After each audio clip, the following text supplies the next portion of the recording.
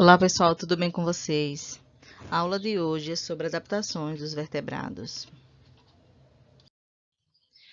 Então, pessoal, na aula passada nós estudamos as características gerais dos vertebrados, estudamos um pouquinho da história, vimos que esses animais eles surgiram na água, né, os primeiros vertebrados, e depois foi que vieram surgir os terrestres. E o que podemos dizer? Que esses animais eles já estão adaptados ao ambiente onde eles vivem. Certo? E a adaptação nada mais é do que as características que eles vão apresentar que venham facilitar a sua vida nestes ambientes. Então, elas podem ser essas facilidades, ou seja, essas características que aguçem melhor a sua sobrevivência nesses ambientes, pode estar relacionada na busca de alimentos, reprodução e até convivência aqui no espaço onde eles estão inseridos, tá certo? Porém, é preciso prestar atenção que esses animais, durante esse longo período de tempo, eles se acostumaram a este tipo de ambiente, certo? E se houver alguma modificação nesses ambientes, eles podem afetar diretamente na vida desses animais. Um exemplo, temos os anfíbios que gostam de viver em ambientes úmidos, alagados, úmidos. Vai que este ambiente ele modifique por algum percurso, alguma ação do homem, acabe que este ambiente que era úmido, que era alagado, fique seco. Vai ter possibilidade de um anfíbio viver ali? Não. Pode até ser que depois de muito tempo eles possam até se adaptar, mas durante esse percurso muitos irão morrer, tá certo? Então é preciso prestar atenção que foi uma conquista para eles assim nessas adaptações durante muito tempo. E se houver uma modificação brusca, eles não vão ter tempo de se organizar, né? De se adaptar novamente a essas realidades. Então por isso que é muito importante preservarmos o meio ambiente, termos consciência do que estamos fazendo, para que esses indivíduos que já estão adaptados ao meio, eles não venham sofrer nenhum tipo, né, de danos por culpa das ações humanas. Então, o grupo dos vertebrados são peixes, aves, répteis, mamíferos, anfíbios e como eu falei anteriormente, no slide anterior, que esses indivíduos, durante esse percurso inteiro, até os dias de hoje, eles sofreram várias adaptações. Mesmo que eles todos sejam vertebrados. Mesmo assim, eles vão ter cada um características particulares de cada grupo, mesmo eles sendo vertebrados. É o que nós iremos ver na aula de hoje, exatamente essas adaptações que vieram facilitar, certo? A existência, a sobrevivência, a manutenção da reprodução, todos esses indivíduos, para que eles estivessem, né, presentes na atualidade. Então, vamos começamos a estudar por peixes, porque peixes é o primeiro grupo de vertebrados que surgiu no ambiente terrestre, tá certo? E eles são divididos em dois grandes grupos, que são os condríctes, que nada mais é do que aqueles peixes, né, que são formados os seus esqueletos por cartilagem, e suas representantes são tubarões e raias. Já os osteíctes são aqueles que os seus esqueletos são formados por ossos. E os representantes dos osteíctes são a maioria dos peixes, né? Tirando raias e tubarões, ok? Mesmo os peixes sendo o primeiro grupo a surgir, né? Foram os primeiros vertebrados a surgir na água, eles também tiveram que se adaptar. Então, eles sofreram várias adaptações ao meio aquático. Um exemplo é o formato do seu corpo, que ele é alongado e achatado, para que eles possam deslizar melhor na água quando eles estiverem nadando. A presença da linha lateral, que auxilia também eles na natação, né? Com uma direção em relação às correntes de água e etc. A formação da nadadeira, que também vai ajudar esses indivíduos a nadar, a sobreviver melhor dentro do ambiente aquático, assim como as brancas, que vão auxiliar na respiração desses indivíduos, e a bexiga natatória, que ela está relacionada à flutuação do peixe. Então, que ele sobe e desce lá a coluna de água com auxílio da bexiga natatória, tá certo? Aí são alguns das adaptações, certo? Na aula de hoje a gente vai ver algumas, porque se a gente for estudar de verdade a fundo essas adaptações, são muitas adaptações que esses indivíduos vêm sofrendo durante esse percurso, né? Da evolução dos vertebrados até os dias de hoje. E vamos lá.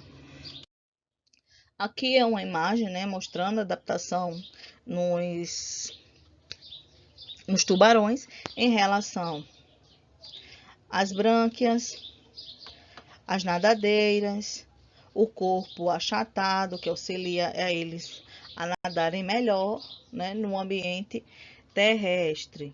O próximo grupo, pessoal, é o grupo dos anfíbios. Os anfíbios, ele marca a história dos vertebrados terrestres, porque foi um ancestral dos anfíbios que vieram primeiramente para o ambiente terrestre, e daí, né, surgiram-se os primeiros anfíbios, tá certo? E o anfíbios quer dizer que eles têm vida dupla. Aí vocês devem perguntar, como assim, professora, vida dupla? É que os animais mais jovens, eles vivem no ambiente aquático. E depois que eles estão adultos, eles vivem no ambiente terrestre.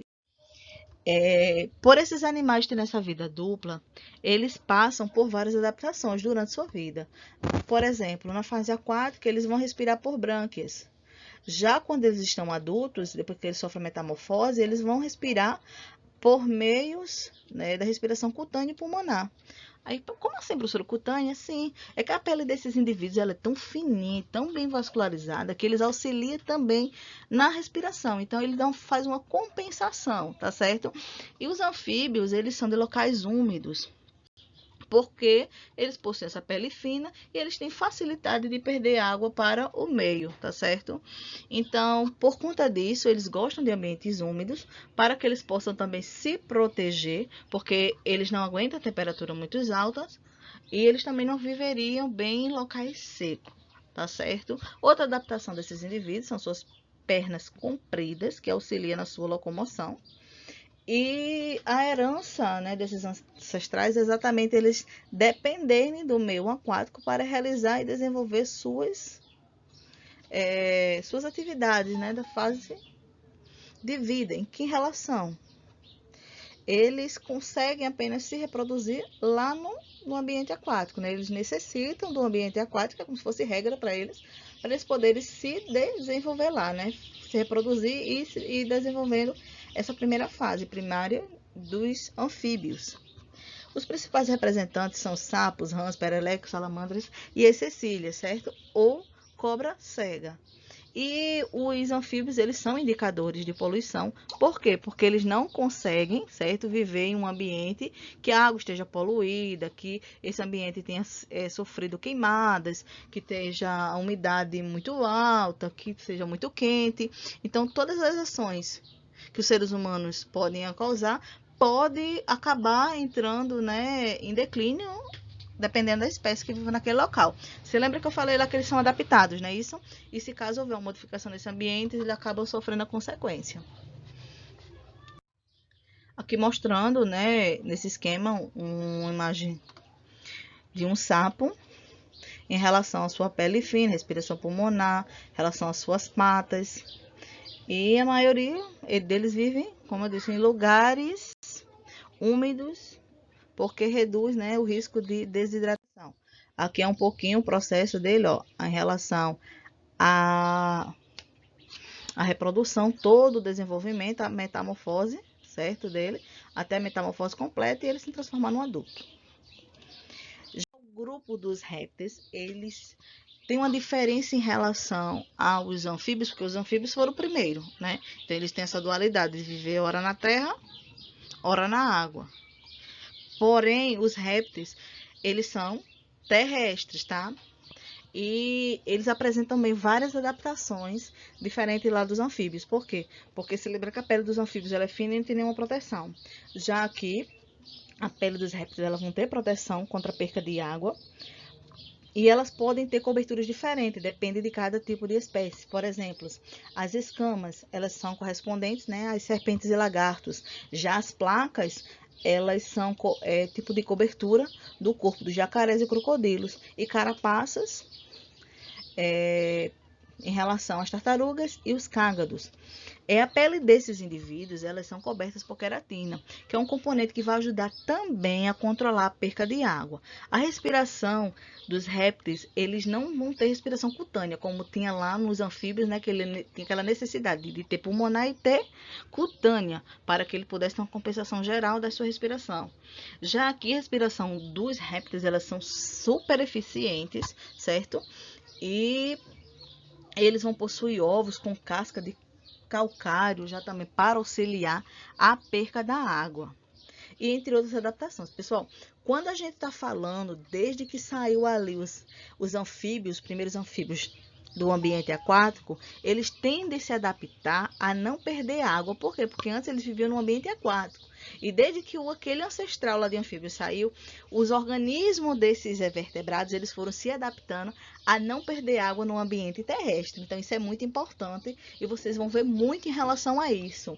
Ao organismo ter se adaptado a vários tipos, né, de adaptações para que não perca água para o meio, porque é muito importante a água na manutenção da vida. Aqui uma adaptação, um exemplo, né, de uma iguana, a sua pele lá é recoberta por queratina, certo? A respiração desses indivíduos corre exclusivamente pelo pulmão e lá os seus ovos, que tem aquela proteção de calcário para que não perca a água também. Já o grupo das aves, elas, não diferente dos demais, ela também vai apresentar adaptações, tá certo? E eles são o único grupo que vão apresentar indivíduos com pena, tá certo? Pena só vai existir em aves. E dentre as suas principais adaptações, as mais importantes são aquelas adaptações que vai, né, ocasionar o voo desses indivíduos. Então, todas as adaptações que teve em ave, né, na maioria delas, foram para que esses indivíduos pudessem voar, tá? Na maioria deles. Então, quais foram as adaptações?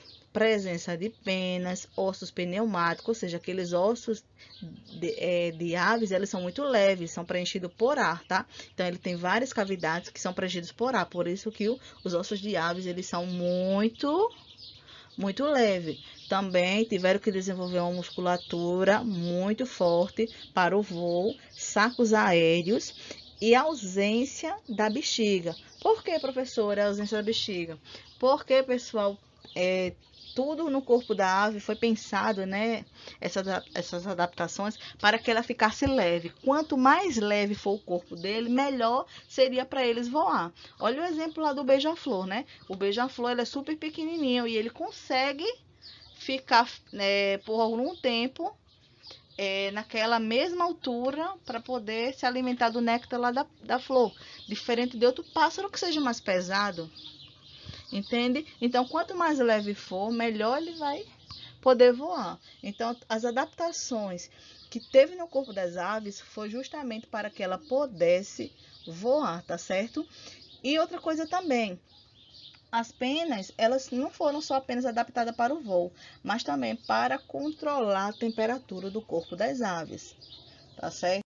Aqui um exemplo, né, de uma arara muito bonita, em relação às suas penas, né, que é um dos pontos cruciais e marcantes para as aves, porque só existe nelas, como eu havia falado. E por fim, o último grupo, o grupo dos mamíferos, certo? E os mamíferos, eles vão receber este nome justamente porque as fêmeas deste grupo, elas vão apresentar glândulas mamárias que produzem leite. Esse leite para alimentar os seus filhotes, né, durante uma fase da vida desses indivíduos. Eles também têm pelo para proteger, né, o seu corpo, certo? E o seu corpo é coberto por queratina.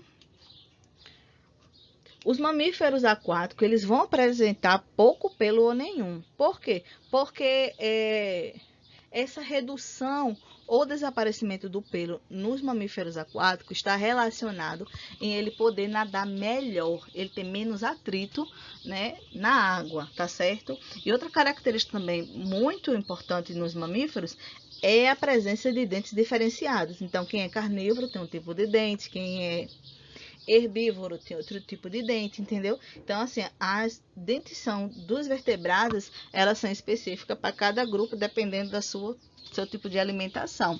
E outro ponto muito importante nos mamíferos foi o diafragma, ou seja, a separação do sistema respiratório com o sistema digestório, fazendo com que esses indivíduos pudessem aproveitar melhor tanto a respiração, como também outras movimentações, já que no seu corpo existe uma separação entre os sistemas, tá certo? Então, pessoal, a aula de hoje foi um pouquinho sobre as principais adaptações, desde peixes, anfíbios, répteis, aves e mamíferos. Eu espero que vocês tenham gostado. Caso tenha alguma dúvida, me procure, leia um pouquinho no livro, certo? e assim a gente vai interagindo. Um beijo para vocês e até mais.